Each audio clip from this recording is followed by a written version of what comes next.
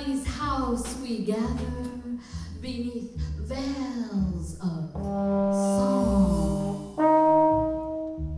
calling us,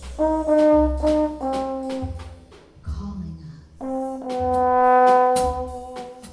I was one of the fortunate ones. I come from a very powerful musical background. There was a man by the name of Edward Byron Baker. You know, I call him Uncle Ed, you know. And he created a place called the Charlie Parker Academy of the Arts in Kansas City, Missouri. I have a mother who was a singer who sang with his band. My father was a pianist.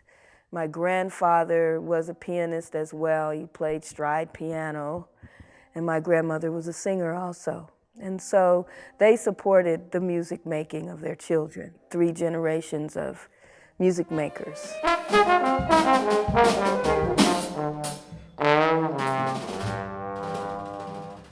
I have 2 degrees from Conservatory of Music, you know, and there were very few, if any, people there that looked like, you know, me.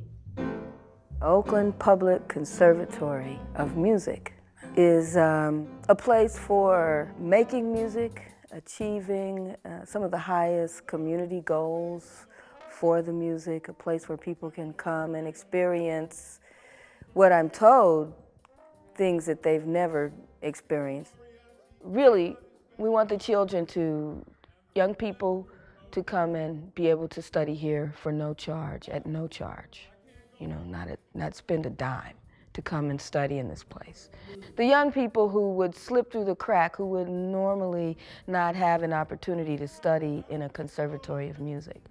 The young people that I didn't see, you know, when I was in the conservatories I was in. That's what we're doing here. We're really supplying an environment for young people to come and study and grow and learn from the masters. IDOM power lunches, lake walks, balloon rides, scuba dives, and a Caribbean cruise. But I don't do them in Oaktown without my blues.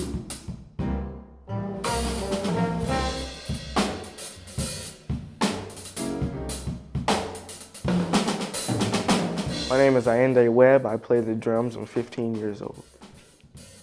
And I came here, and then I was like, wow. They were having a jam session. I wanted to get up there, but I didn't quite have the chops yet, so I refrained from making a mockery of myself.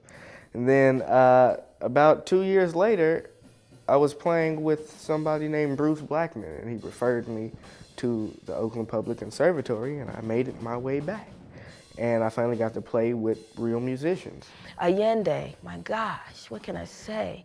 When he first started coming to our Monday night jam sessions, which, by the way, that's the true environment for jazz studies and jazz education. Jazz was created in that environment, you know, people hitting. You know, there was no master's or bachelor's degree in jazz studies. Angela's like my second mother. My mother's not a musician, so she can't tell me when I need to play softer, or when I need to put this here, put this accent there. He's playing all this music, and I'm like, well, what's that? He goes, I don't know what that is. It's a quarter note, you know? Well, what's that? I don't know what that is. It's a 5-stroke roll. And she can tell me what I need to do, and that's perfect. That's all I needed. It was a coach. But now we have Jazz Sawyer coming in, who's played with Wynton Marsalis and, you know, all these people from New Orleans. And you know, Allende, I remember meeting him, you know, for the first time. And, you know, after a while, I got a chance to sit down with him for a few minutes and, you know, pull out a percussion book and read through a couple exercises. And I noticed he just wasn't as strong. You know, he wasn't confident in his reading. And so I was able to take a few minutes and say, look, just take a few minutes, let's go over it. And it's because I wish I had that, you know, when I was coming up, just a little more encouragement. And it really goes a long way. If you'd have seen him at the youth concert, he's playing timpani and he's reading music now, even just after a few months of studying and coming on Tuesdays to the youth orchestra. He's actually can read a piece of symphonic, sort of orchestral percussion music, you know. It's beautiful. It's a beautiful thing.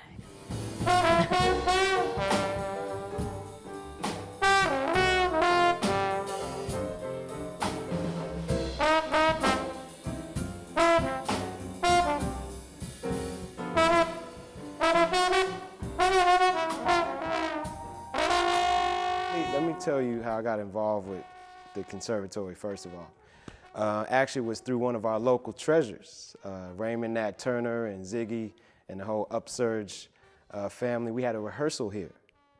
And I walk in this place and there's pictures of all these musicians, you know, mentors and people that I study with and look up to. And I was overwhelmed. And then I find out this is Angela Wellman's place after a while, and I'm like, you know, looking around at the drums, and I'm like, do you have any drumming programs here? You know, I really want to get involved right away. And from that, we really touched base. And she started telling me about some of the students that were coming through here. And, you know, for me, it was like a 360. I saw myself, you know, in that kind of environment. The Oakland Public Conservatory is, from my vision, what I would like to see is the national agenda, that there are public conservatories in key cities like Memphis, like New Orleans, like Kansas City. You know, people from all over the world. I want to study American music. I want to study Delta blues. Well, then go to the Public Conservatory in Memphis.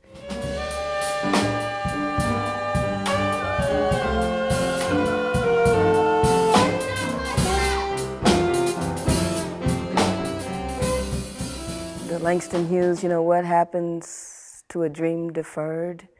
You know, people's dreams have come true in this place. The woman who came in, the African-American woman who came in and turned a circle, looked around. You mean I can study in a place like this, she said to me. And I was like, yeah, you can. This is your place, you know. It's made for you.